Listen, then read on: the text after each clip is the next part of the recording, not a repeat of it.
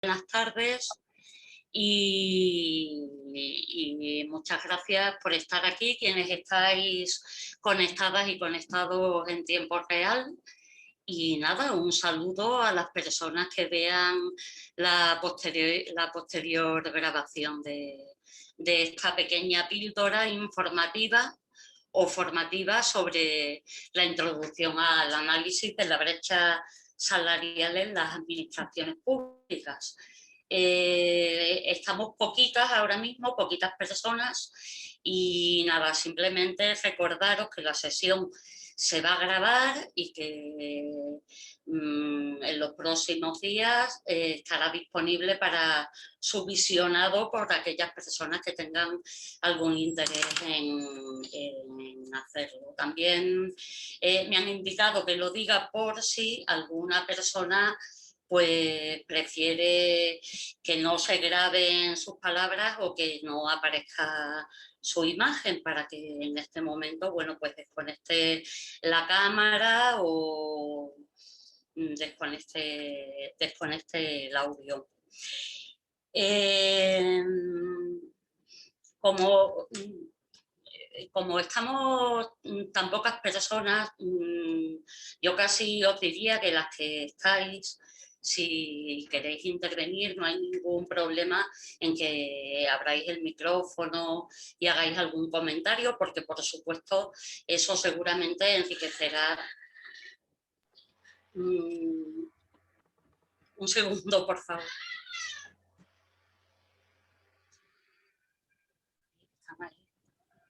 Bueno, disculpad la interrupción, ha sido un pequeño inconveniente, pero en fin, seguimos.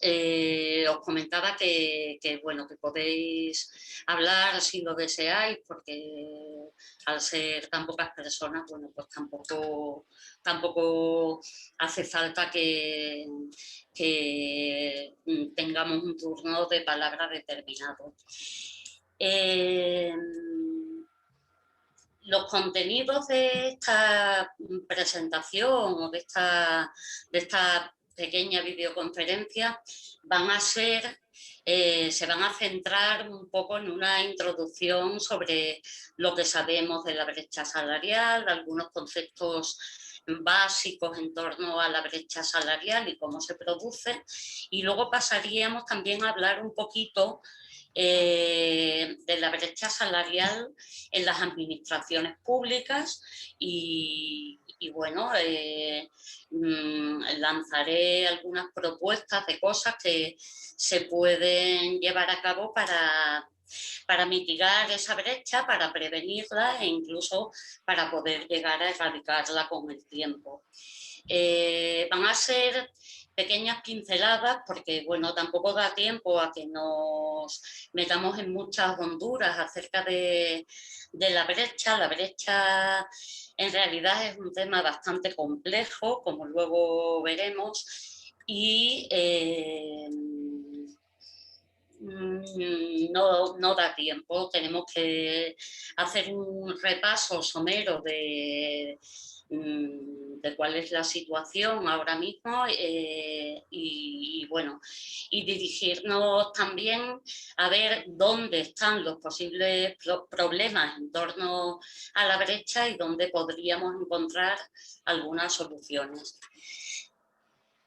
Yo creo que a estas alturas, a esta hora del día 22 de febrero, Día Europeo de la brecha salarial, ya conoceréis de sobra el porqué de que en noviembre de 2008 el Parlamento Europeo decidiera designar el 22 de febrero como el Día Europeo contra la brecha salarial entre mujeres y hombres.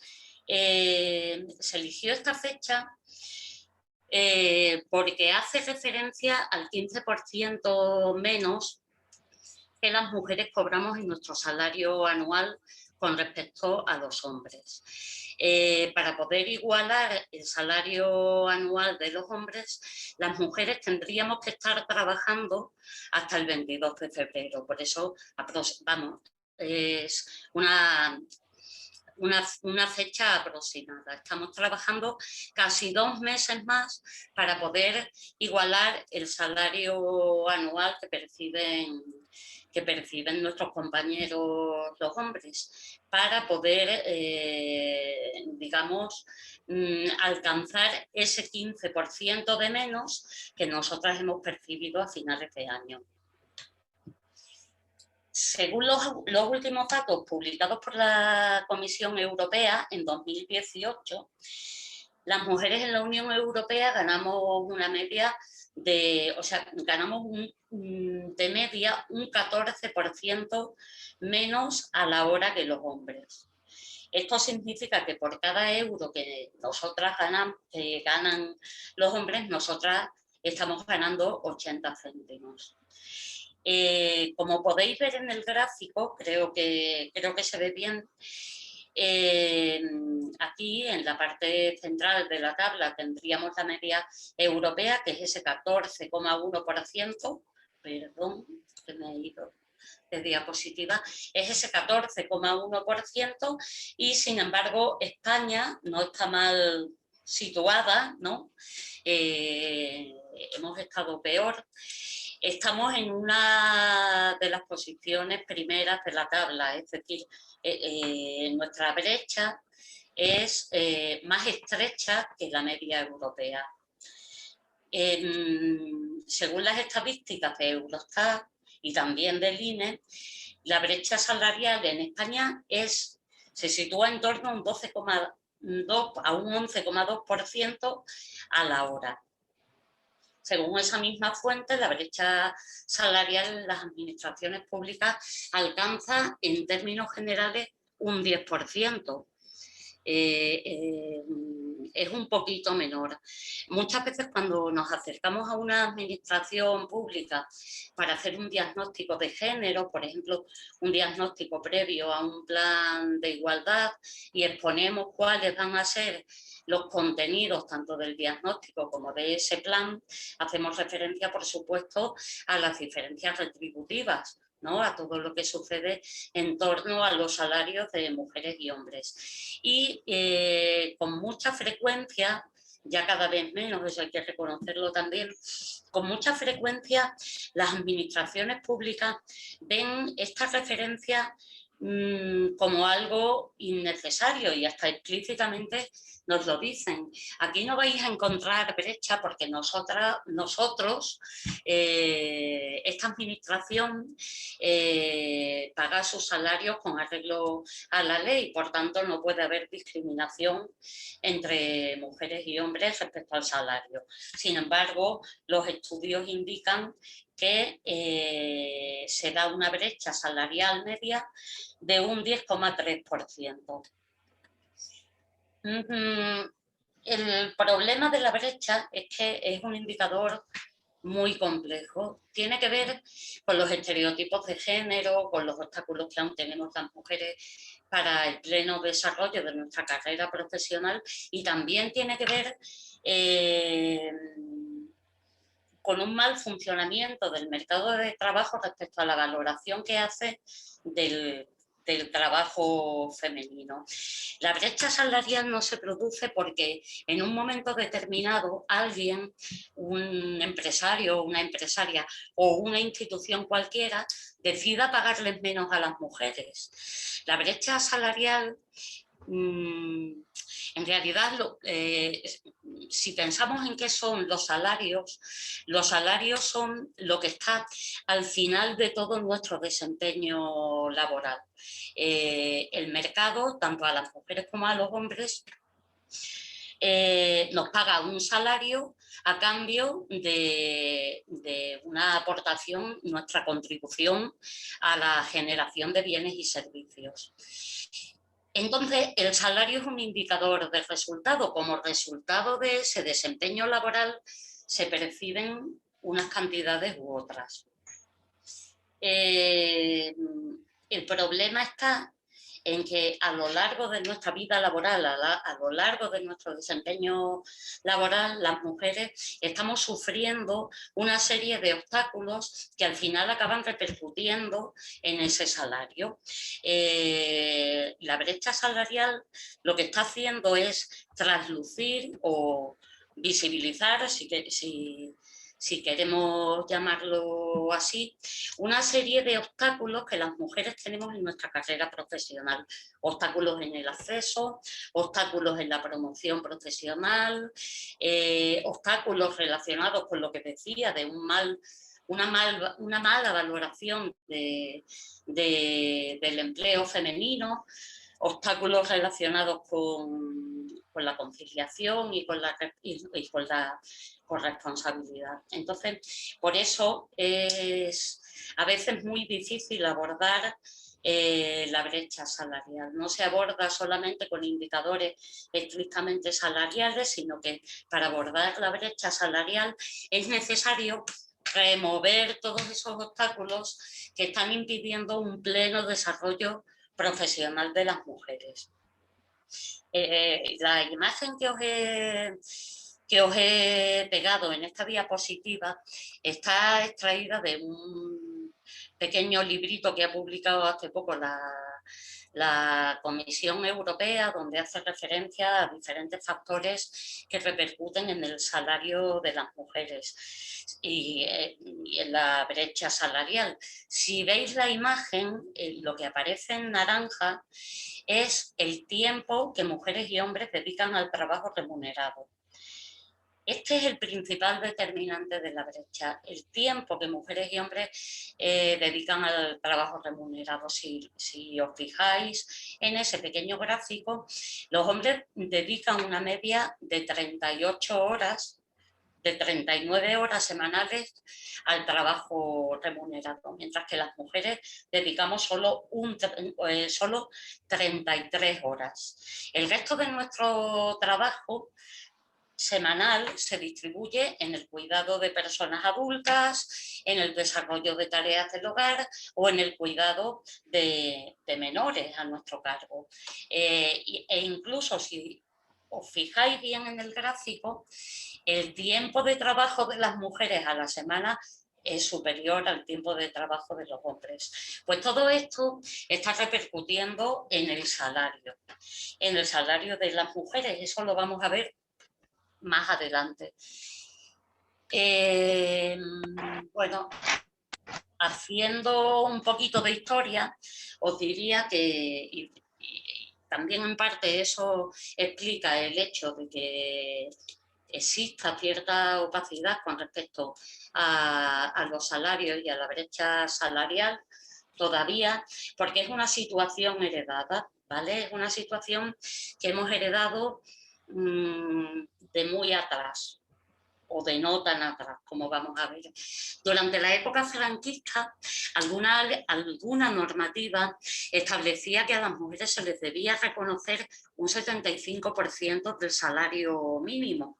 Estábamos en la época franquista. Bueno, lo que pasa es que hasta bien entrada la democracia, todavía había muchos convenios colectivos que seguían reconociendo un menor salario para las mujeres, estando ya en democracia, es decir, relativamente anteayer. Y ayer mismo, cuando entró en vigor, ayer lo digo entre comillas, ¿vale? Cuando entró en vigor la Ley de Igualdad, la Ley Orgánica 3/2007 de 22 de marzo para la igualdad efectiva de mujeres y hombres, todavía tenemos ejemplos de algún sector que estableció por acuerdo entre la patronal y los sindicatos que los salarios no iban a ser un contenido de los planes de igualdad. ¿Vale? Esto sucedía en España en 2007. Siempre ha habido bastantes resistencias en cualquier tipo de organizaciones, incluidas las administraciones públicas, bastante resistencia a dar datos sobre salarios, a que se analizaran los salarios o a que se detectara un determinado nivel de brecha salarial. Bueno, esto posiblemente tenga que ver pues, con todas esas diferencias que se sabe que existen, pero que todavía no se saben explicar bien o no apetece que se expliquen bien. No sé si me estoy explicando yo bien ahora. La brecha salarial, en realidad, bueno, según la definición de Eurostat y del INE, es la distancia entre las retribuciones medias que perciben hombres y mujeres y se calcula como las diferencias entre los ingresos medios de mujeres y hombres como porcentaje de los ingresos de los hombres. Esto quiere decir que siempre vamos a... siempre que analicemos los salarios, no tenemos que analizar los salarios de mujeres y hombres por separado, tenemos que analizarlos en relación con, es decir, no aporta nada al análisis que digamos las mujeres cobran esto. Se han mejorado las retribuciones de las mujeres en los últimos 10 años. No vale nada, no, eso no vale para nada. Tenemos siempre que compararlos con las retribuciones de los hombres en cada periodo y con cómo han evolucionado las retribuciones de los hombres. Esto es lo que llamamos brecha o diferencia salarial o incluso desigualdad salarial. Pero existe otro concepto importantísimo en torno a la brecha que es la discriminación salarial. El concepto de discriminación salarial por razón de sexo hace referencia a esa parte de la brecha que no puede justificarse por razones diferentes al sexo de la persona que ocupa un determinado puesto de trabajo. Cuando uno de los sexos recibe una inferior retribución, normalmente las mujeres, que el otro, por el desempeño de un trabajo de igual valor. ¿Vale? Bueno, hasta aquí, bien, ¿no? Lo que pasa es que ahora tendríamos que entrar en el concepto de trabajos de igual valor. Bueno, avanzo un poquito y vuelvo para atrás. Según el Real Decreto Ley 6/2019, que entró en vigor en marzo de 2019 y donde ya se hacía referencia a la obligatoriedad de todas las empresas con independencia de su tamaño, de elaborar un registro salarial y de ponerlo a disposición de la representación legal de trabajadores y de trabajadoras para que cualquier persona de esa entidad pudiera acceder a ese registro salarial. Bueno, pues ese Real Decreto además completaba ese apartado con una descripción o con una definición de qué debemos entender o qué entiende la normativa como trabajos de igual valor. Entonces dice que un trabajo tendrá igual valor que otro cuando la naturaleza de las funciones o tareas efectivamente encomendadas, las condiciones educativas, las condiciones profesionales o de formación exigidas para el ejercicio de ese puesto de trabajo, los factores estrictamente relacionados con su desempeño y las condiciones laborales en que dichas actividades se llevan a cabo sean equivalentes. ¿Vale? Esto nos puede servir como, digamos, una lista de comprobación, ¿no? Para determinar hasta qué punto dos puestos de trabajo ocupados, uno tradicionalmente o principalmente por hombres y otro principalmente ocupado por mujeres, son equivalentes o no, con el fin de determinar si las diferencias salariales que estamos viendo constituyen discriminación salarial o no la constituyen. ¿Vale? El concepto que decía antes, y me voy para atrás, de discriminación salarial se aplica siempre a trabajos que tienen un valor equivalente. Por lo tanto, es fundamental el concepto, que lo tenéis en ese Real Decreto, de trabajos de igual valor. Esta definición es tan importante porque supone el reconocimiento de que en la valoración de los puestos de trabajo puede haber sesgos que estén provocando que no se atribuya un mismo valor a determinadas capacidades o esfuerzos o condiciones de trabajo que en realidad son similares simplemente por el hecho de que esos puestos de trabajo estén ocupados mayoritariamente por hombres o estén ocupados mayoritariamente por mujeres. Si tenéis alguna observación que hacer, como ya he comentado antes, podéis hacerla, ¿vale? Sin ningún problema.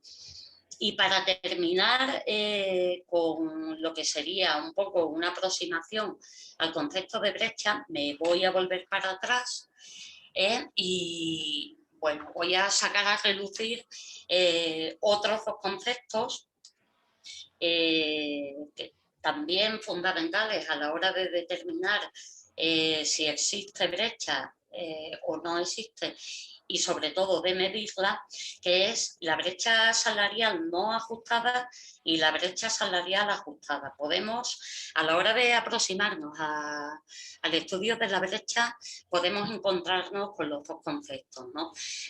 Lo que entendemos por brecha salarial no ajustada mide la diferencia porcentual en salario bruto entre el salario de hombres y el salario de mujeres sin tener en cuenta todas las características que se asocian a determinados puestos de trabajo, ¿no?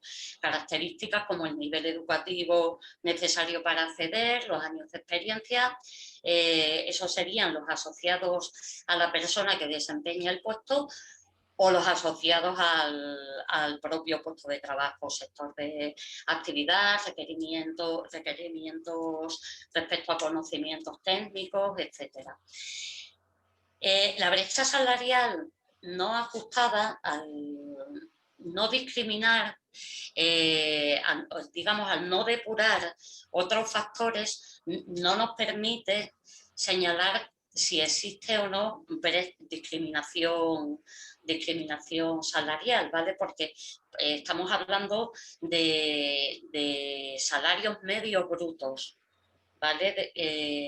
Digamos que hacemos referencia ahí a las mujeres como sector poblacional y a los hombres como sector poblacional, y a lo que estamos haciendo referencia es a la diferencia entre sus ingresos, ¿vale? Entonces, no estamos, digamos, limpiando ese cálculo de otros factores que explican la brecha. No estamos hablando de puestos de trabajo equivalentes, pero este concepto sí nos sirve para hacer visibles, perdón que me he ido, sí nos sirve para hacer visibles el nivel de ingresos de las mujeres respecto al nivel de ingresos de los hombres y sobre todo la diferente posición que ocupan en el mercado laboral, que eso es lo que realmente va a determinar que exista o no exista brecha salarial.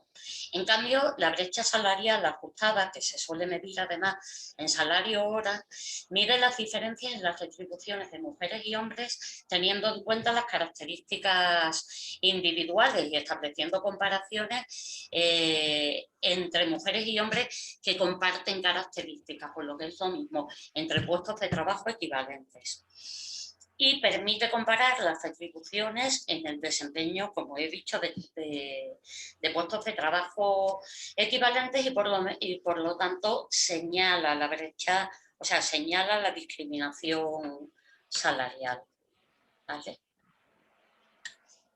O sea, Isabel, perdona, entonces entendemos que cuando se produzcan esos registros salariales, ¿no?, de los que habla este Real Decreto, diríamos que estarán disgregados por sexo, ¿no? ¿Entiendo? Claro, sí.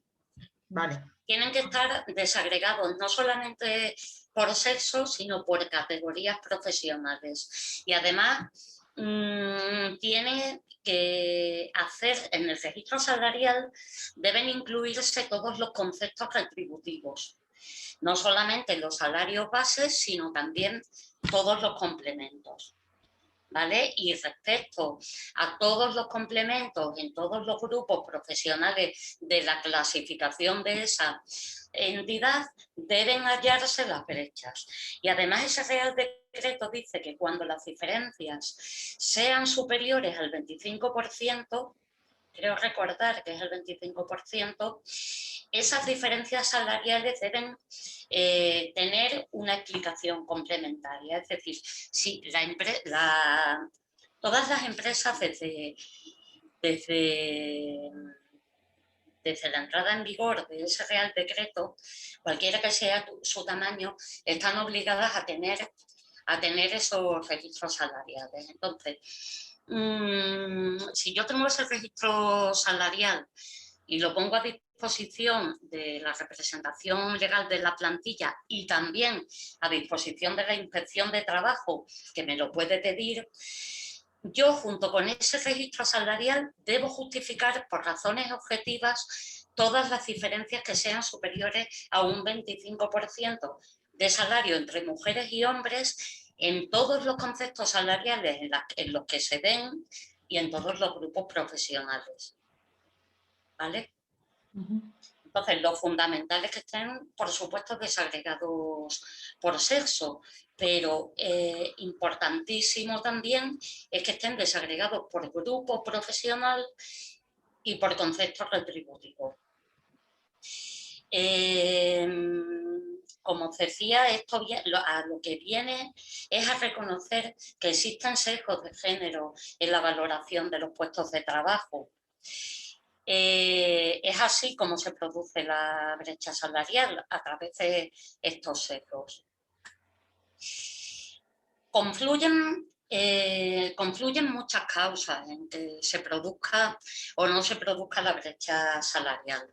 Yo he entresacado aquí las tres que se suelen considerar en la literatura y en los estudios, en los informes que hay al respecto, que se suelen considerar las causas principales. El primero de ellos sería el desempeño de puestos de trabajo distintos. Y esto ya hace referencia a la segregación, tanto a la segregación horizontal como a la segregación laboral. Las mujeres tenemos la mala costumbre de elegir libremente concentrarnos en puestos de trabajo que tienen peores remuneraciones. Y además tenemos la mala costumbre de decidir, por la razón que sea, no promocionar, no participar en procesos de promoción. Hoy día ya se sabe, ya está bastante generalizado el comportamiento respecto a cómo se produce la segregación laboral y respecto al mito de la libre elección, ¿no? Si yo no puedo desprenderme de esa otra parte del trabajo, que es el trabajo del cuidado, porque si yo no lo hago, no hay nadie que lo haga. No puedo elegir un puesto de trabajo que me exija plena disponibilidad. Eso por un lado. Y ahí ya entramos también en un sesgo de género en la valoración de puestos de trabajo, que luego veremos que es asignar plena disponibilidad o retribuir la plena disponibilidad como un factor objetivo. ¿Vale? Entonces, decía que desempeñamos trabajos distintos. Tenemos la mala costumbre de elegir siempre los puestos peor pagados. Hay un ejemplo que a mi jefa le gusta poner, por aquello de que es también de por aquí, de Extremadura, que es lo que pasa o lo que pasaba hace unos años, no tantos años. De todas formas, una actividad como la recogida de la cereza, aquí en el Valle del Jerte. Ahí había en las campañas de recogida de cereza, típicamente hay dos puestos de trabajo diferentes, que son la recogida de la cereza del árbol Y luego la selección, que es un control de calidad, donde se hace una selección de aquellos frutos que cumplen o no las características determinadas. Tienen que tener un calibre determinado, tienen que tener, no tienen que tener ningún tipo de tara, no pueden haber estado, por ejemplo, picoteados por las aves y cosas así. Entonces existen fundamentalmente esos dos puestos. Ya vemos de entrada que el puesto que realmente aporta más valor a ese producto es el de selección del fruto, o sea, es ese control de calidad, ¿no? Bueno, ese es un trabajo mayoritariamente desempeñado por mujeres, y el trabajo de recolección del fruto en el árbol es un trabajo mayoritariamente desempeñado por hombres. Entonces, aquí en el Valle del Jerte, las cooperativas, cuando se desarrollaba la campaña de recolección de la cereza, cobraban, o sea, pagaban menos a las personas que se dedicaban a ese control de calidad, a la selección del fruto, y cobraban y pagaban más a las personas que se dedicaban a la recolección en el árbol, porque ahí se atribuían un mayor esfuerzo físico y una mayor penosidad. Entonces, ¿qué pasaba? Que los puestos de clasificación o de control de calidad estaban desempeñados mayoritariamente por mujeres, y los puestos de recolección estaban desempeñados mayoritariamente por hombres. Entonces decían, claro, es que vosotras elegís estar sentadas, estar protegidas y estar realizando un trabajo que en realidad pues tiene una peor retribución. Si hubierais elegido estar en el árbol recolectando, hubierais accedido a puestos hubierais accedido a mejores salarios. Entonces empezó a suceder que muchas mujeres decidieron no estar en el control de calidad, sino estar en la recolección. ¿Y qué sucedió? Que la cooperativa siguió pagándoles menos a las mujeres aunque estuvieran recolectando. Eso pasó hace años, hace no tantos, ¿no? Pero pasó. Entonces, muchas veces cuando hablamos de la brecha salarial o de la discriminación salarial, nos dicen, no, es que no estamos pagando menos, o las mujeres no estáis cobrando menos por el simple hecho de ser mujeres, sino que estáis cobrando menos porque hacéis un trabajo distinto. ¿Vale? Si hicierais determinados tipos de trabajo, os pagaríamos lo mismo. Pero ¿qué sucede? Aquí ya nos encontramos con otros obstáculos, que son los obstáculos que tienen que ver con el acceso a determinados puestos. No ya solo hablo de ocupaciones, o sea, no hablo solamente de segregación horizontal, hablo también de segregación vertical. Desempeñamos determinados puestos peor remunerados porque no tenemos facilidad.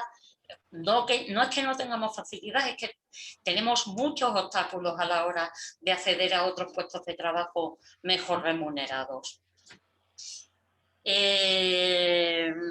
Muchas veces esos obstáculos, o casi siempre, están relacionados con esa desigual valoración de la experiencia, de las competencias y de los saberes de las mujeres.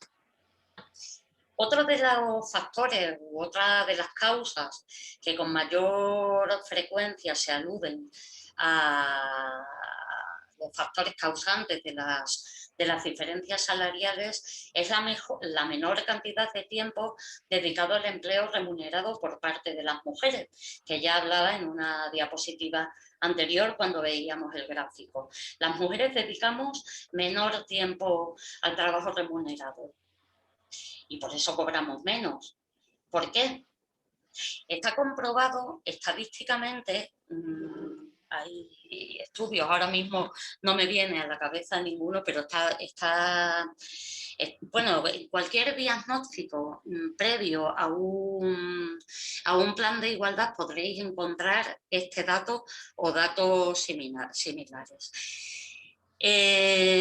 Cuando hablamos de conciliar, cuando se trata de conciliar y de acogerse a medidas que facilitan la conciliación, lo normal es que las mujeres nos acojamos a las medidas que penalizan, entre comillas, penalizan en los salarios. Es decir, es más, las mujeres somos las que nos cogemos las excedencias por cuidado de personas dependientes, ya sean menores o sean mayores o en personas con dependencia por alguna discapacidad. Nos cogemos las excedencias, las reducciones de jornada y los permisos no retribuidos. En cambio, los hombres, por su parte, si acceden a alguna medida en favor de la conciliación, pues suelen acceder a medidas como el teletrabajo, como la flexibilidad horaria, como el banco de horas, medidas que no tienen una penalización ni en la carrera profesional ni en el salario. De ahí que las mujeres estemos dedicando menor tiempo al trabajo remunerado, porque no existe una corresponsabilidad en el cuidado. Y porque también a veces, yo estoy hablando aquí de una libre elección a la que hacía referencia, como en una referencia anterior. Pero esa elección no siempre es tan libre. Es decir, a mí me van a ofrecer con más frecuencia que a un hombre un puesto de trabajo que ya por definición es a media jornada o a jornada reducida. En cambio, a los hombres no se lo van a ofrecer con tanta frecuencia. Existe un informe que probablemente lo conozcáis, que elabora el INE a base de todas las estadísticas que ya tenemos desagregadas por sexo, que se llama Mujeres y Hombres en España. En ese informe, en el último creo que es, aunque creo que esa referencia la han incorporado en otros informes de otros años, pero bueno, en ese informe hacen referencia a que la mayoría de las mujeres que declara que trabaja a media jornada o a tiempo parcial, si pudiera, elegiría trabajar a tiempo completo. Es decir, que ya su empresa determina que su contrato, su empresa o su institución, determina que ese puesto de trabajo que ella va a ocupar se debe desempeñar a tiempo, a media jornada. ¿Vale? Entonces, no siempre se elige libremente esas medias jornadas, no siempre son porque nos estemos dedicando al cuidado de terceras personas. Y luego hay otro factor evidente, que es la tardía incorporación de las mujeres al empleo, lo que determina una menor antigüedad. A la administración pública, las mujeres acceden con mayor facilidad, eso es innegable, y empezaron a acceder bastante antes que a la empresa privada, ¿vale? Hace ya muchos años que las mujeres están accediendo al empleo tanto en las administraciones públicas como en las empresas privadas, pero más tiempo todavía en las administraciones públicas. Aún así, cuando nos acercamos a un diagnóstico de género de una administración pública, solemos encontrarnos que la edad media de los trabajadores es superior a la edad media de las mujeres. Eso es un indicador de que posiblemente es que las mujeres se hayan incorporado más tarde al empleo en esa administración. Eso se ve también cuando analizamos las percepciones y desagregamos por conceptos salariales. Normalmente las mujeres perciben la cuantía que perciben las mujeres por antigüedad es mejor a la cuantía que perciben los hombres, sencillamente porque las mujeres tienen menos antigüedad, ¿vale? Estoy hablando de, digamos, como conjunto, ¿no? No estoy hablando ahora de puestos de trabajo equivalentes, aunque también incide. Estas serían, digamos, las principales causas por las que se están produciendo las diferencias salariales entre mujeres y hombres. Una vez sabido esto, no sé cómo vamos de tiempo, si me disculpáis, bueno, vamos bastante bien. Una vez sabido esto, ¿vosotras qué diríais? ¿Hay brecha salarial en la administración pública? No debería haber pasado de diapositiva, debería haberme mantenido ahí. Supongo que sois, ahora mismo solo veo a Sara y a Olaya, y entiendo que sois las dos trabajadoras de administración pública. También está por ahí Adrián. Hola Adrián, que no te veía. ¿Qué diríais? ¿Existe brecha salarial en la administración pública? Una vez que sabemos y que hemos reflexionado sobre todo lo anterior, sobre el salario como el punto de llegada donde confluyen todos los obstáculos y todas las dificultades que tenemos las mujeres en nuestro desempeño laboral. Sí.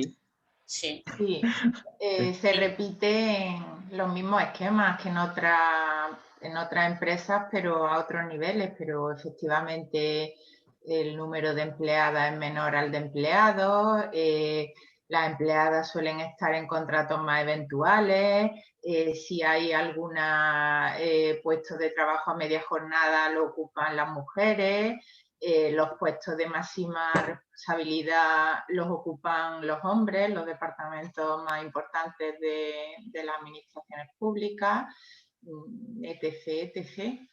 Sí. Las mujeres suelen estar más en el sector laboral que en el funcionariado, dentro de los niveles, los grupos profesionales más bajos. Repite el esquema de otras empresas. Claro, no, es que no puede ser de otra manera, porque las administraciones públicas están inmersas en la sociedad. Entonces, todos los fenómenos que se dan en la sociedad se dan en la administración pública, pero quizás la administración pública es ahora mismo la mejor posicionada para atajar todos esos factores que están repercutiendo en unos menores salarios para las mujeres, ¿vale? Entonces, ya pasaríamos a la brecha salarial en las administraciones públicas, ¿no? ¿Por qué no pensar por qué pensar que no puede haber brecha en la administración pública? Ya lo ha explicado Sara. ¿Dónde debemos buscar? Que también ha hecho Sara algunas referencias a dónde podemos buscar para encontrar la brecha. Bueno, pues sería en la propia estructura salarial de las administraciones públicas o de una determinada institución, en la clasificación profesional y en los sistemas de acceso, sobre todo. Entonces, en la estructura salarial, y aquí ya, aparte de ver dónde encontramos brecha en las administraciones públicas, ya voy a ir adelantando algunas, al mismo tiempo voy a ir adelantando algunas pautas que pueden instaurarse en una administración pública para empezar, por lo menos, a identificar dónde están las brechas salariales que tienen y cómo atajarlas. Entonces decía que debería revisarse, además del salario base, todos los complementos y pluses que integran esa estructura salarial, porque en la definición pueden existir sesgos de género. De hecho, los mayores sesgos, las mayores diferencias salariales no se dan en el salario base, se dan en los complementos. Y cuanto mayor número de complementos diferentes existen en una institución, mayores posibilidades hay de que se estén dando brechas de género, porque todos esos complementos son esquinas detrás de las cuales se pueden esconder los sesgos de género y por tanto la discriminación y la desigualdad laboral. Existen complementos como los de penosidad o de peligrosidad que parten de una valoración exclusivamente física del riesgo. Y aún así, aún basándose en una descripción exclusivamente física del riesgo, obvian ciertos riesgos físicos asociados a empleo femenino. Esto viene de atrás y viene del sector empresarial. Las valoraciones de puestos de trabajo se empezaron a hacer en grandes empresas privadas. Entonces, existía una concepción del riesgo físico asociada al esfuerzo físico y por ejemplo, a la peligrosidad, ¿no? Subirte a un andamio, utilizar una sierra mecánica, etcétera. O incluso al manejo de productos tóxicos, ¿vale? De productos químicos que resultan tóxicos o perjudiciales para la salud. Entonces, esa manera de valorar o de conceptuar el riesgo físico, las administraciones públicas la han heredado tal cual de la empresa privada y no se han molestado casi en ningún caso, o por lo menos hasta hace poco tiempo, no se han molestado en analizar si realmente el riesgo que había que retribuir o compensar con la retribución era realmente ese o había otros riesgos. ¿Vale? Otros riesgos, estoy hablando de riesgos físicos. Entonces, en ese cómputo del riesgo físico no se incluía, por ejemplo, el riesgo que tiene el personal sanitario al manejar agujas, al manejar utensilios quirúrgicos o al manejar incluso productos que pueden resultar tóxicos para la salud. Y no olvidemos que el sector sanitario es un sector feminizado, es decir, no se está considerando el riesgo físico de los sectores feminizados. Aparte, bueno, tampoco se está considerando el riesgo físico que tiene, por ejemplo, para las personas que trabajan en la limpieza, que otra vez mayoritariamente son mujeres, derivado del manejo de productos que resultan tóxicos para la salud, el amoníaco, por ejemplo, la lejía y otros productos que se utilizan en limpieza que tienen una toxicidad para los seres humanos. Pero luego, aparte de los riesgos físicos, en esa valoración y en esa consideración de los riesgos que van a retribuirse, se están obviando los riesgos psicosociales, por ejemplo. ¿Y quiénes padecen la mayor parte de riesgos psicosociales? Pues las personas que ocupan puestos también desempeñados tradicionalmente por mujeres, que son los del sector sanitario, que son los relacionados con la intervención social. Dentro de la intervención social, los relacionados, por ejemplo, con la violencia de género, con la atención a determinados grupos sociales que en un momento dado pueden ser violentos o requerir bueno, una cierta capacidad de sobreponerse a esos sesgos. Sara misma me comentaba hace unos días que había veces que salía del trabajo realmente hecha polvo, ¿no? Prácticamente para meterse en la cama. Yo he sido orientadora laboral también y era muy difícil sustraerse a los dramas que muchas veces te traían las personas a las que estabas atendiendo y además sobreponerte también al hecho de que no podías darle una solución que realmente no sé cómo decirlo, que realmente supusiera una mejora de su situación. Todos esos riesgos que repercuten en la salud, en un mayor estrés, en una mayor ansiedad, no se están retribuyendo actualmente bajo estos conceptos de penosidad o de peligrosidad, ¿vale? Ahí se ven claramente los sesgos de género. Otros complementos que componen la estructura salarial están relacionados con la dedicación y con la asistencia. Son complementos como el desempeño de horarios especiales, la asiduidad, la disponibilidad o la mayor dedicación.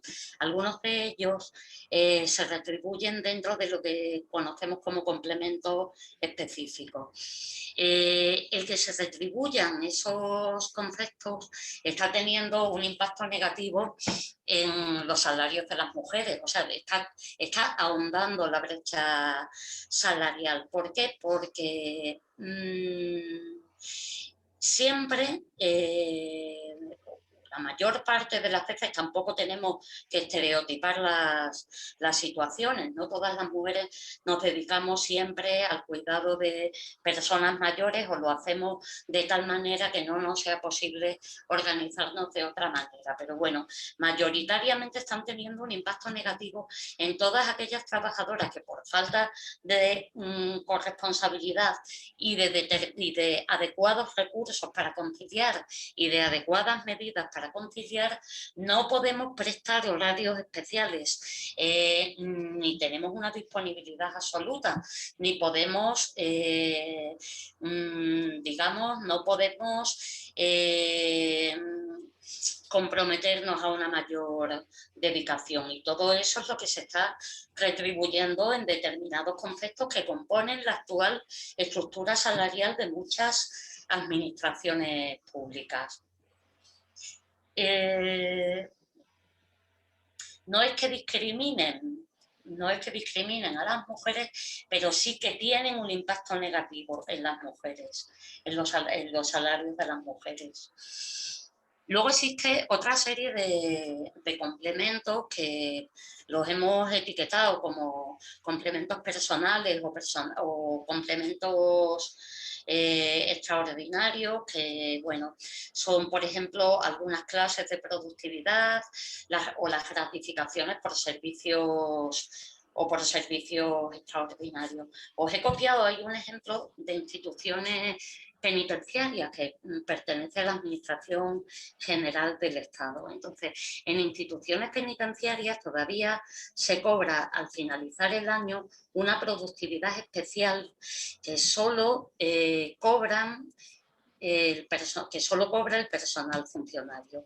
Sabéis que en instituciones penitenciarias hay también un personal que es el personal sanitario. Hay incluso hospitales psiquiátricos penitenciarios en los que hay mucho personal sanitario, y todo el personal sanitario o prácticamente todo el personal sanitario en instituciones penitenciarias es personal laboral, por lo tanto no reciben esa productividad especial. Sí reciben unas cantidades anuales en concepto de productividad, pero no reciben esa productividad especial que sí reciben los funcionarios, y que los funcionarios en instituciones penitenciarias son mayoritariamente hombres.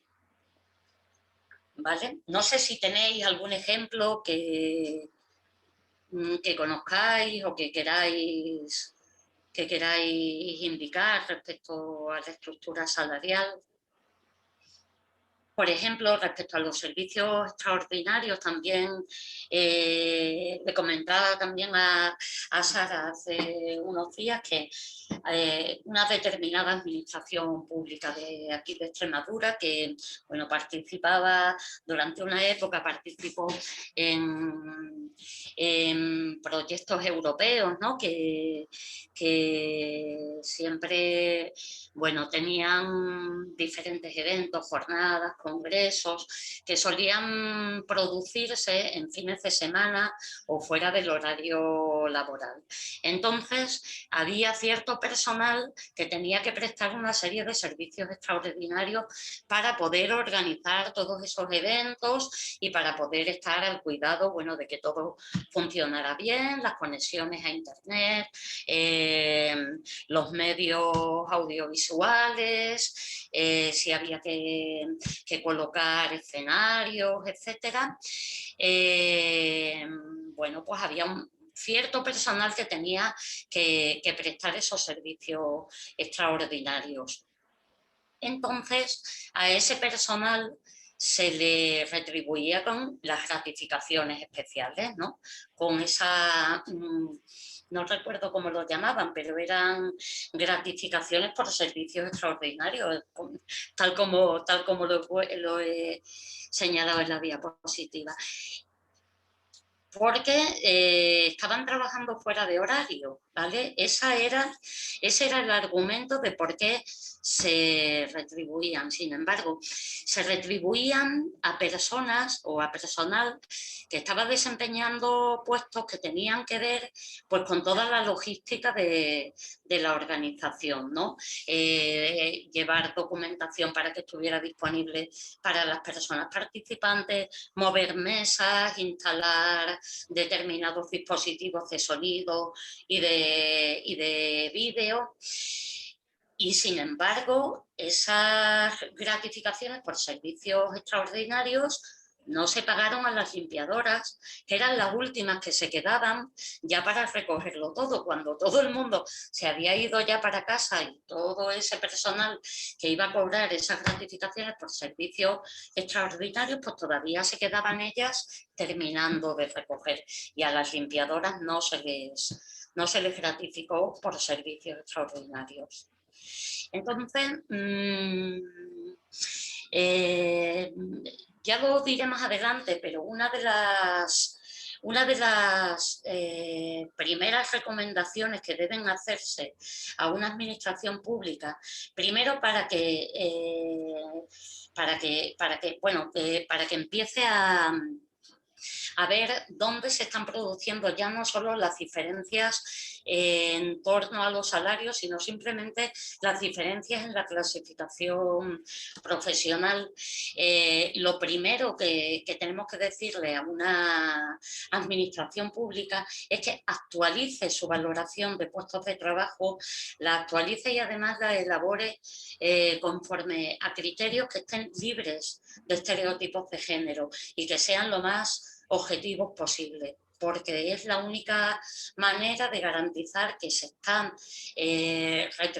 retribuyendo conceptos que no encierran en sí ninguna discriminación y ninguna menor valoración del trabajo que desarrollan las mujeres en esa institución.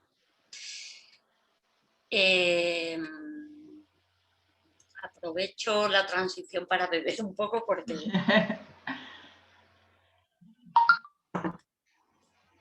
Muy bien. Vale, vamos a ir terminando pronto. Otro de los aspectos que debe revisarse en la administración pública es la clasificación profesional.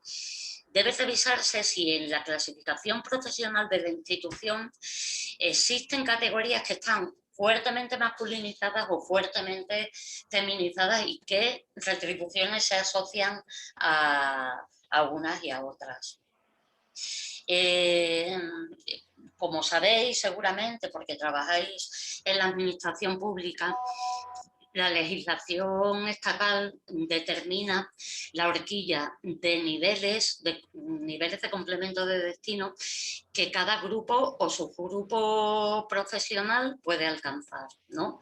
Hay una horquilla de, me parece que son 10 niveles, desde el más bajo al más alto. Eso determina lo que en ese grupo profesional se va a percibir en cada nivel en concepto de complementos de destino. Eso viene determinado por la legislación estatal. Incluso en la Ley de Presupuestos Generales del Estado cada año se determinan las cuantías correspondientes a los diferentes niveles, ¿vale?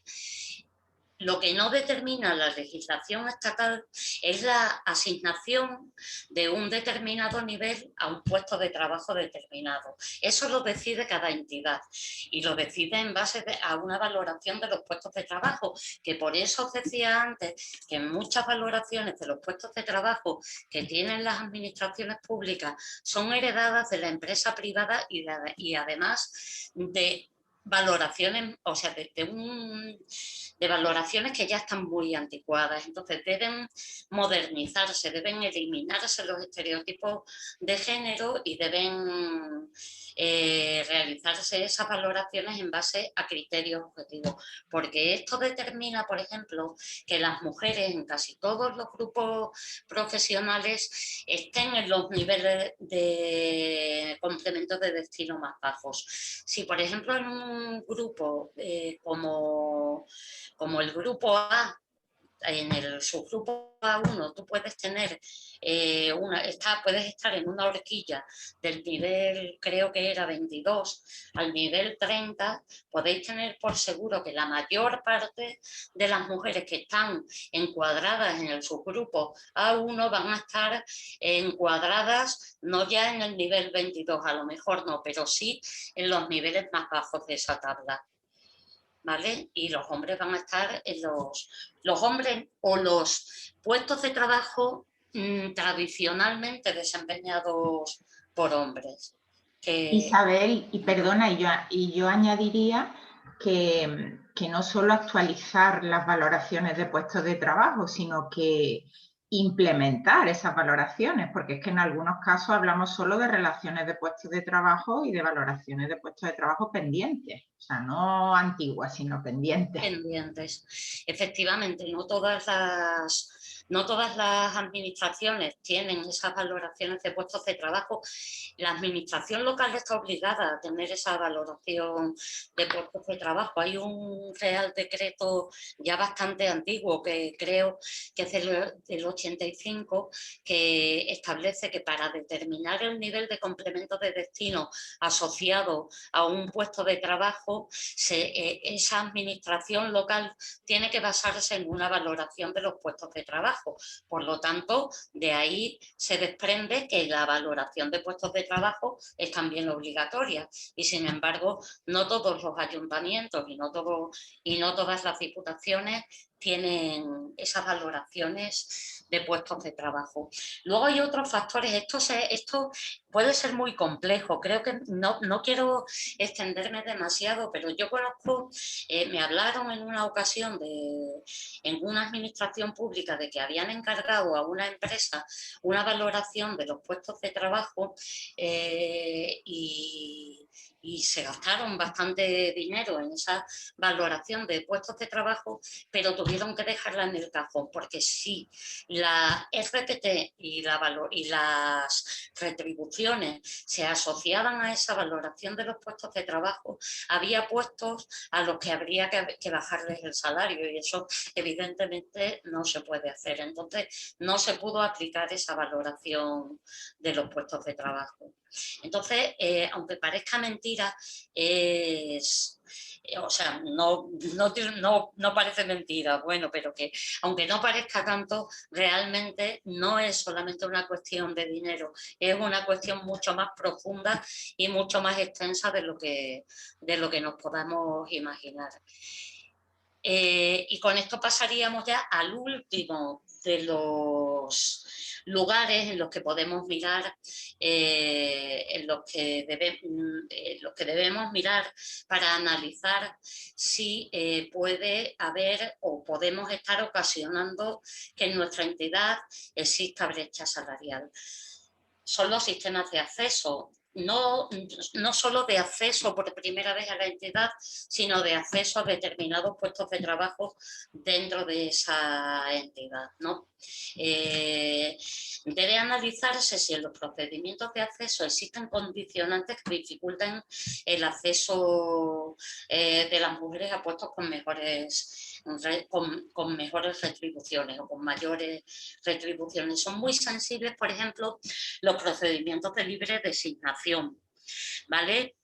Porque existe una mayor discrecionalidad respecto a ellos. Los puestos de libre designación solo puede ocuparlos, de entrada solo puede ocuparlos personal funcionario, ¿vale? Entonces, bueno, vale, quizá ahí haya otra, pero bueno. Los puestos de libre designación admiten una mayor discrecionalidad a la hora de determinar quién accede o quién no accede a esos puestos. También las adscripciones profesionales, o sea, las adscripciones provisionales admiten una mayor discrecionalidad por parte del departamento que hace o que va a hacer esa adscripción provisional o que va a convertir o que va a cubrir un puesto de libre designación y tiene una relativa libertad para que se enmascaren ahí algunos aspectos que en realidad son estereotipos de género. Por ejemplo, otra administración local iba a cubrir un puesto de responsabilidad, ¿vale? Iba a hacerlo por comisión de servicios. Entonces, el directivo del área decía claramente que era reticente a la hora de seleccionar a una mujer para cubrir ese puesto de responsabilidad, sencillamente porque las trabajadoras tienen una menor disponibilidad. Ya aquí ya tenemos dos cosas. Se está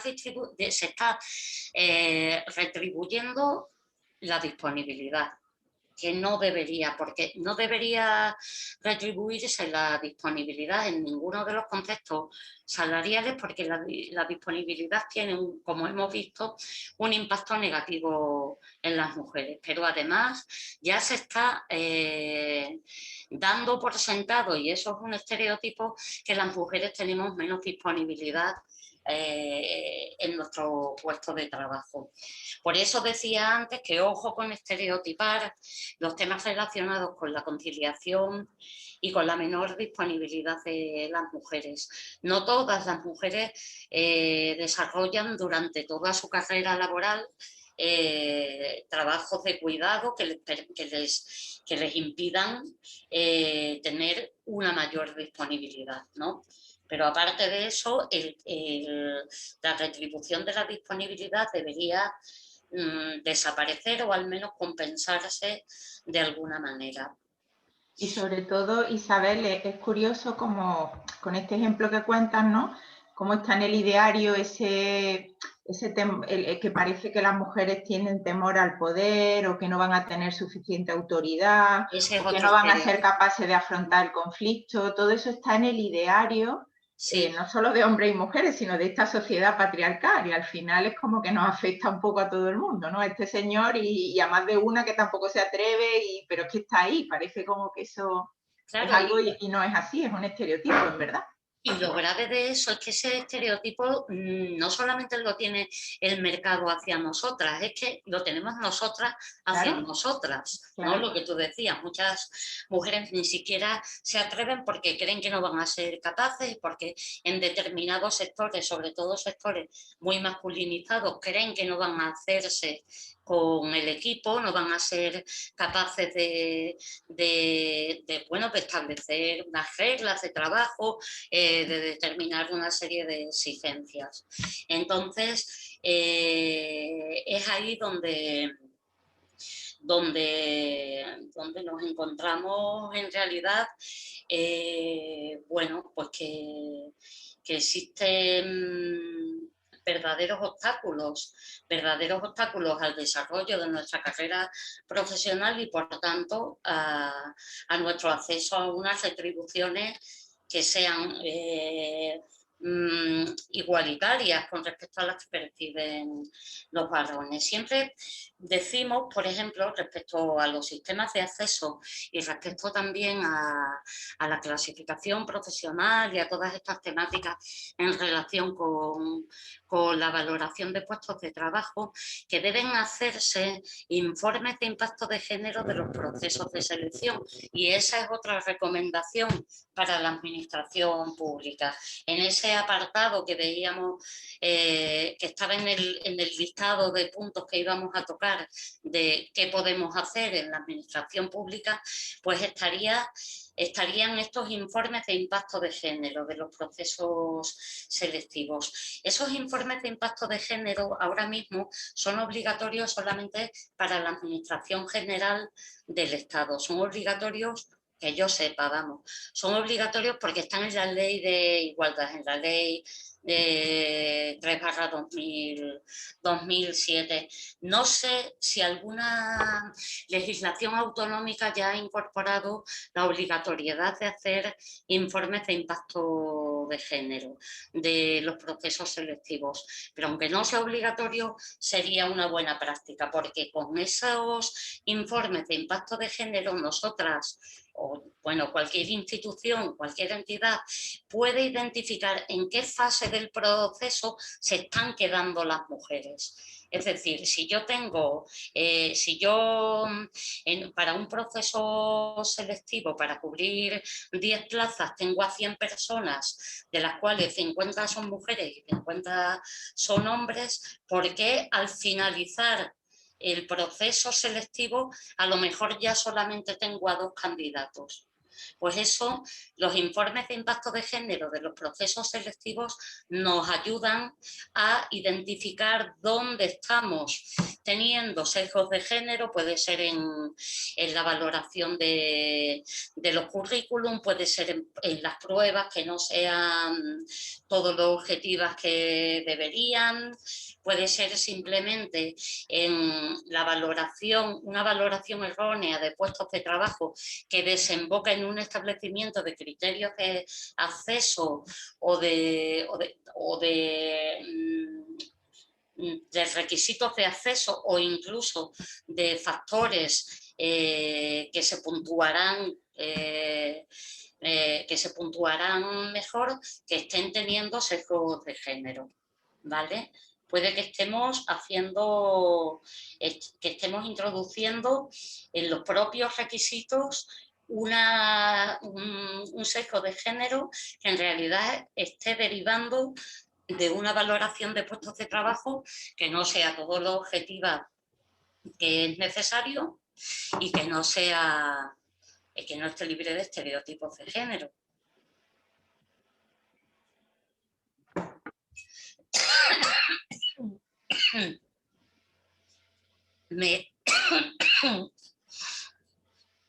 Se me excita la garganta de tanto hablar, es que no me estáis hablando nada. Venga, seguimos, ya estamos terminando. Sobre qué podemos hacer, ya os he ido dejando algunas pinceladas atrás, como le envié la presentación a Alejandro, se la puedo enviar también a Sara Arjona y a la otra Sara, y ellas se la pueden hacer llegar a todo el mundo.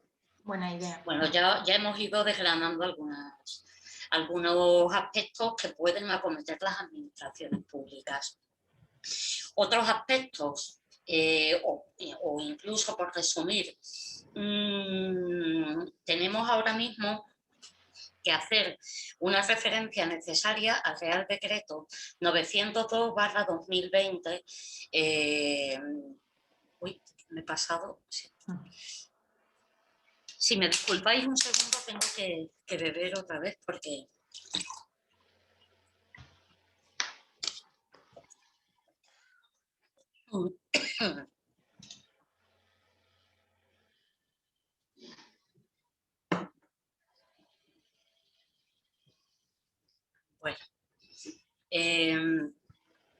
El Real Decreto se publicó, este Real Decreto se publicó en octubre del año pasado, pero no entra en vigor hasta marzo de este año. Y todo lo que aparece en ese Real Decreto es de aplicación a la administración pública, al personal laboral de la administración pública. Eso es lo que establece la disposición adicional cuarta del propio Real Decreto. Este Real Decreto tiene como objetivo principal la transparencia retributiva, por eso determina la obligatoriedad de que se elabore ese registro salarial al que nos veníamos refiriendo anteriormente y una auditoría salarial. La auditoría salarial es obligatoria para aquellas empresas que tengan un plan de igualdad, ¿vale? El registro salarial es obligatorio para todas las empresas. Por motivos de transparencia, la administración pública debería tenerlos también. Nosotras siempre lo recomendamos y de hecho hasta prestamos asesoramiento, en algunos casos gratuitos, a las administraciones públicas para que elaboren ese registro salarial. Entonces, el objetivo es la transparencia retributiva y por eso este Real Decreto determina que deben elaborarse tanto el registro salarial como la auditoría salarial. La auditoría salarial, repito, porque me parece que antes no completé del todo la frase, que me pasa mucho, así que si me tenéis que decir algo, me lo decís.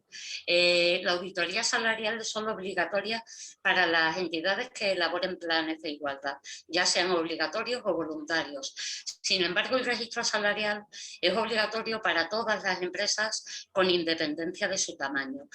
Y a partir de la entrada en vigor en marzo de ese Real Decreto ya va a ser obligatorio también para las administraciones públicas, al menos en lo que afecta a su personal laboral.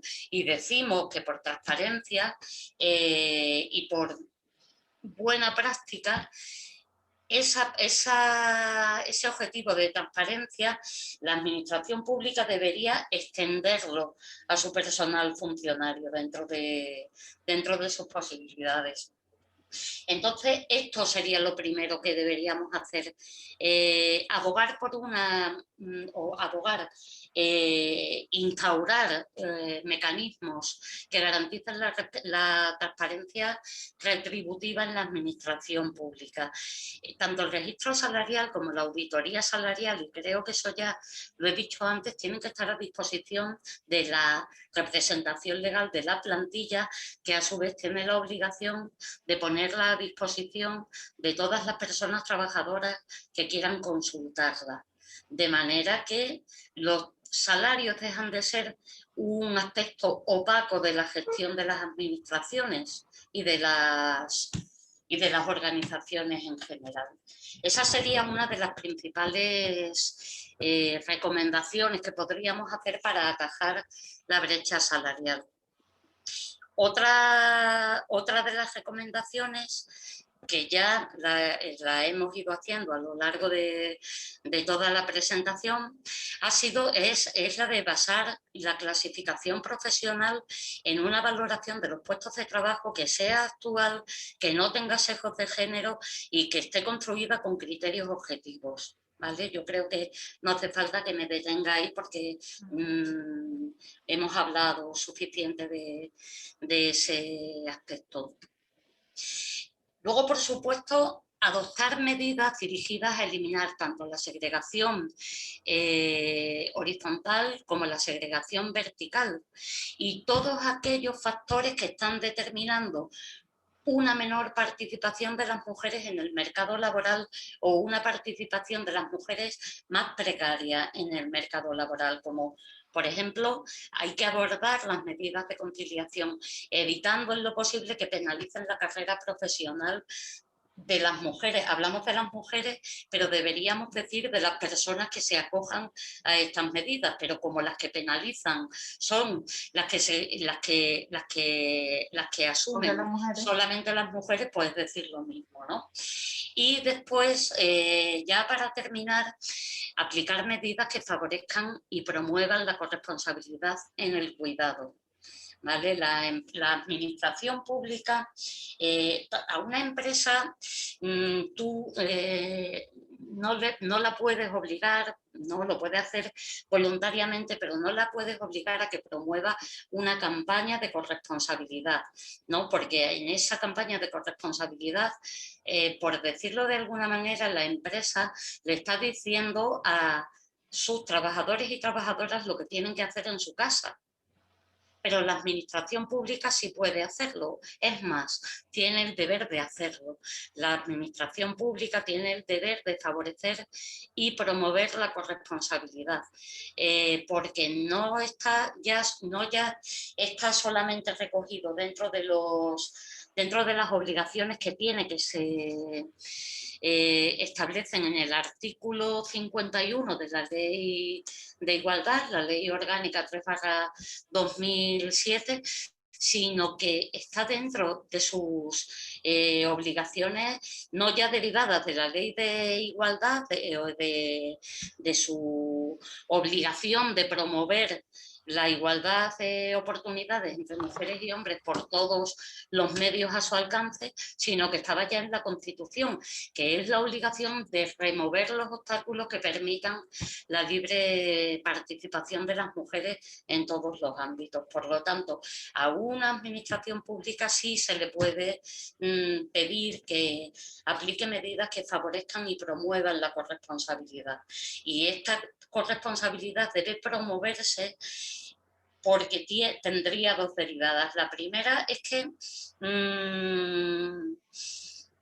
la penalización sería la misma para las mujeres y para los hombres. Es decir, si a mí me penaliza cogerme una excedencia, yo no voy a tener, o sea, si tengo que elegir en el seno de mi familia, si tengo que elegir, quizá yo ya no tenga que cogerme una excedencia para el cuidado de una persona dependiente. Quizá ya tenga que hacerlo mi hermano, mi pareja, mi cuñado, quien sea. ¿De acuerdo? Eso es siempre y cuando se promueva la corresponsabilidad. Y otra de las derivadas es que posiblemente, una vez que, como consecuencia de esas medidas para favorecer la corresponsabilidad, los trabajos de cuidado hayan empezado a desempeñarse con más frecuencia por hombres, también eso está cambiando. Pero vamos, no está cambiando lo suficiente. Pero una consecuencia sería que probablemente esos trabajos empezarían a valorizarse más. O sea, recibirían un mayor valor y eso probablemente tiraría hacia arriba de las retribuciones del personal sanitario, del personal de educación, del personal de intervención social, que es mayoritariamente personal femenino. Y bueno, si yo ya finalizaría, si no tenéis ninguna observación que hacer o... Yo sí, Isabel. Sí, dime, Adrián. Mira, dentro de estas medidas no queda pendiente también el papel del Estado en cuanto a garantizar los cuidados. Me explico. Yo creo que las mujeres, a ver, yo creo que las mujeres ganan menos porque cuidan más. Y cuidan más porque no hay servicios públicos que para atender a niños y niñas, personas mayores y dependientes. Y que creo que hace falta una extensión cuantitativa y cualitativa de esos servicios públicos. Sí. Vamos a ver, el 62% de los niños de 0 a 3 años no están escolarizados. 270.000 personas que tienen derecho a la ley de dependencia no la cobran. Si le sumamos a la gente que todavía ni siquiera tiene reconocido ese derecho, llegamos a los 390.000 personas. O sea, ¿quién cuida a esa gente? Alguien los tiene que cuidar. Y si los tiene que cuidar, no se va a buscar un puesto de trabajo a jornada completa. Claro. Entonces, creo que eso también hay que meterlo dentro de lo que es las cosas que nos queda por hacer y sí, meterlo dentro del centro de debate político, porque la conciliación está bien, pero cuando los dos trabajan, pues mis padres, los dos eran empleados de banca, no mucho dinero, toda la historia. Nosotros no hemos cuidado con gente que venía a casa a cuidarnos. porque es que no había otra. Y Claro. cuando mi hermana fue lo suficientemente mayor, me cuidaba a mi hermana a mí. Ujú. Entonces, en ese sentido, pero cuando, por ejemplo, el ejemplo de nuestras usuarias, que suelen ser víctimas de violencia de género, o madre soltera, o madre separada, ¿quién cuida? Si no tiene a alguien que lo ayude, ¿quién cuida a los niños? Claro, ¿Por qué me lo dices? personas, Es que me lo dice, mira, Adrián, es que yo busco un trabajo de personas 9 a 12. migrantes que no tienen realmente un soporte familiar aquí, por Es, ejemplo. es eso. Esa es la parte que yo creo que falta de que la auditoría, que lo de los planes de igualdad, que lo de todo eso, hay que hacerlo sí o sí, porque es que está demostrado que hace falta. Pero Sí, esto hay que meterlo también dentro del centro del debate, porque que si no, magia no se puede hacer. es que ahora mismo quizás uno de los aspectos más sangrantes y que más están dañando no solamente ya las retribuciones de las mujeres, sino también la simple participación en el mercado laboral es el peso del cuidado, porque además es que responde al fenómeno del envejecimiento de la población, ¿no? Cada vez hay más personas que llegan a una mayor edad, pero llegan en unas condiciones en las que no pueden valerse por sí mismas o por sí mismos. Luego también está el cuidado de personas menores o de personas que tienen algún tipo de discapacidad que les está ocasionando dependencia, o sea, que las coloca en situación de dependencia.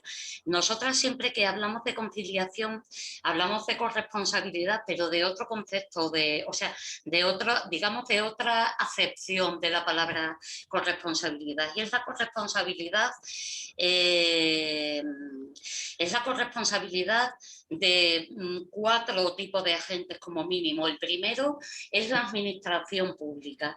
La administración pública que tiene que garantizar que existan suficientes recursos que permitan la conciliación. Guarderías, centros de día, residencias, facilidades para poder contratar y para poder pagar a una persona externa que venga a cuidar a nuestras personas dependientes y que además todo esto se desarrolle en unos horarios que realmente permitan conciliar, es decir, que sean horarios laborales, que no...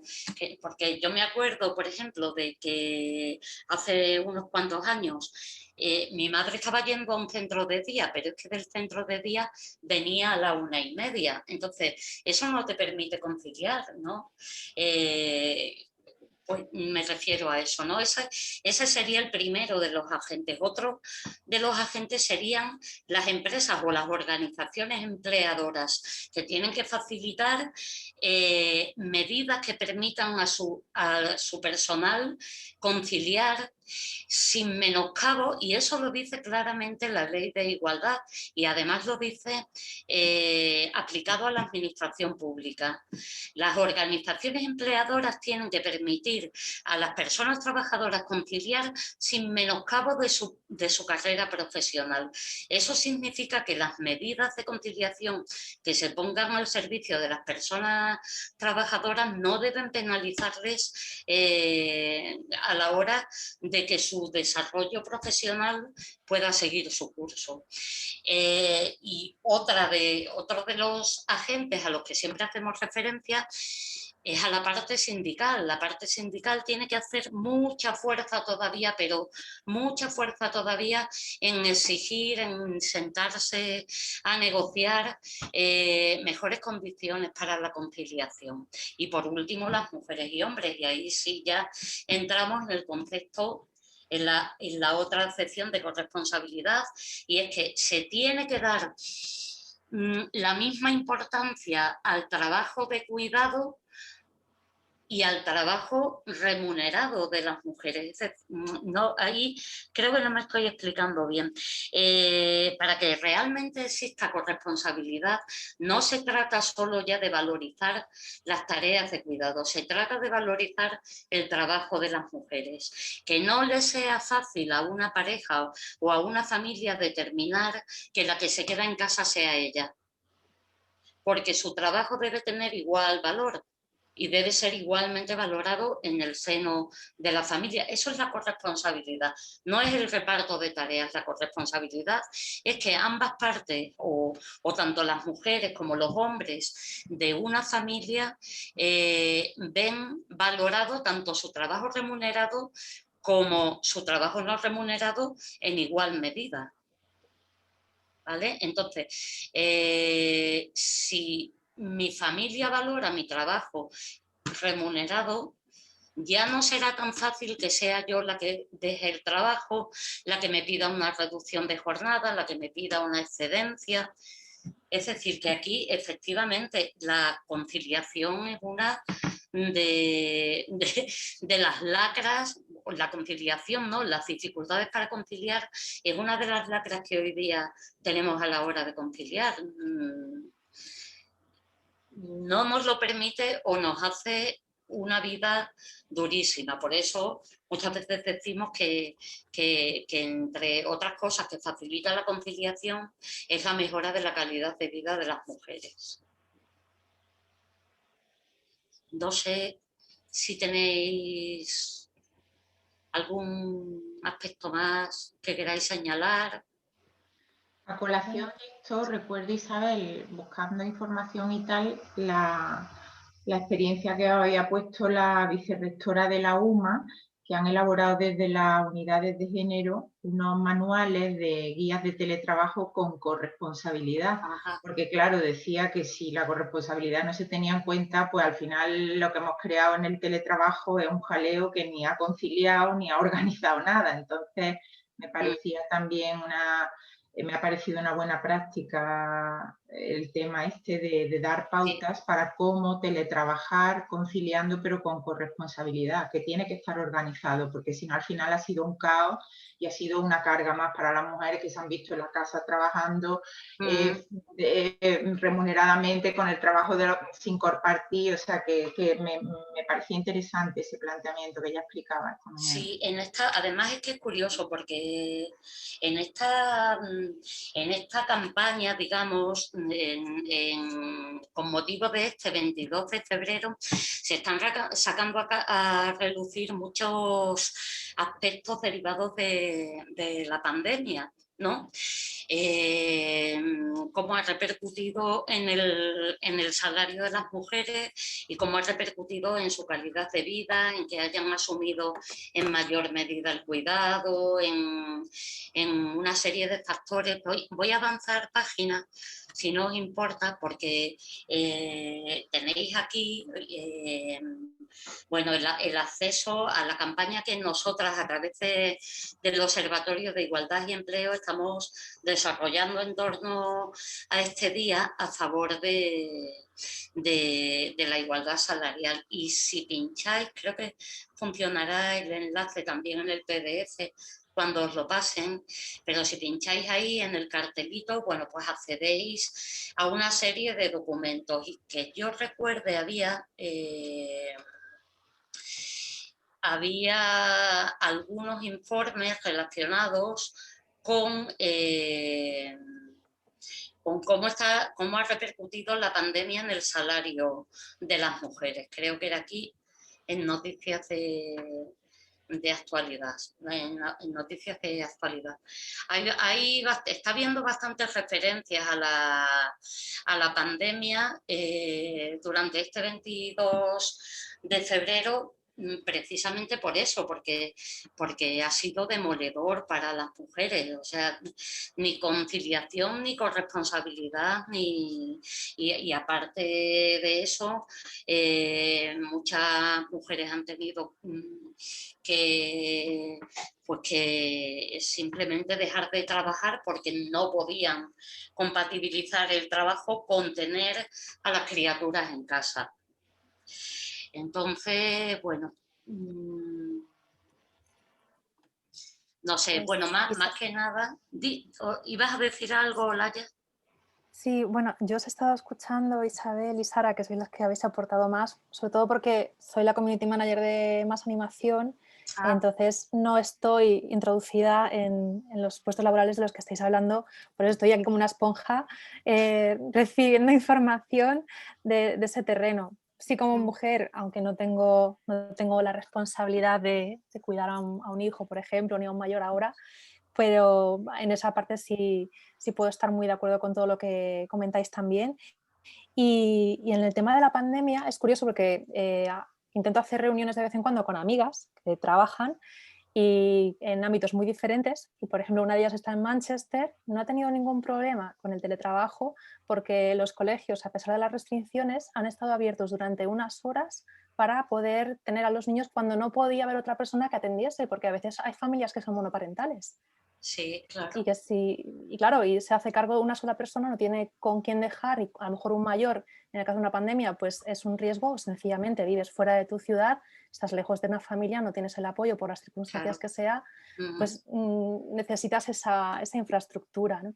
Que es una cuestión, yo creo que muy, muy relevante, que haya esos medios para que pueda ser posible, porque no todos los modelos de familia tampoco cumplen siquiera para esa corresponsabilidad. Y luego está el factor de la negociación y la comunicación. O sea, si no trabajamos desde una manera igualitaria en nuestras relaciones con nuestras parejas, sea otra mujer o sea otro hombre, al final es una cuestión también de esas habilidades que tenemos a la hora de asumir y delegar las responsabilidades. Claro. O sea, que son factores, todos ellos, muy, muy vitales. Obviamente Sí. ya en el tema laboral público, ahí no me meto porque eso es vuestro territorio. O sea, ahí no sé quién de opinar, nada más que tomo notas.